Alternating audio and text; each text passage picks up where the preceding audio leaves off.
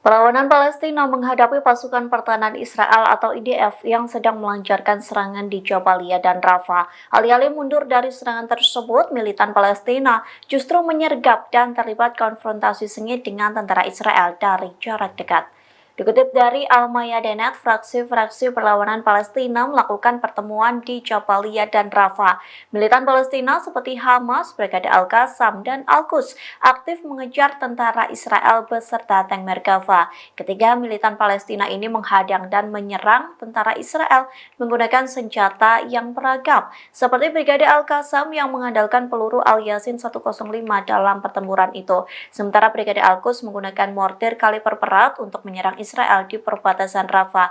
Di satu sisi, dua institut analis Amerika Serikat mengatakan serangan militan Palestina mampu mengusir tentara Israel yang sedang berada di Rafah dan Jabalia. Adapun dua lembaga analis itu yakni Institute for the Study of War atau ISW dan The Critical Threat Project atau CTP. Keduanya kompak mengatakan Hamas telah meluncurkan setidaknya 3 serangan canggih ke pasukan Israel yang berada di Rafah. Adapun serangan itu menggunakan bom termobarik, granat berpeluncur roket, dan roket anti-personel. Download Tribun X sekarang, menghadirkan lokal menjadi Indonesia.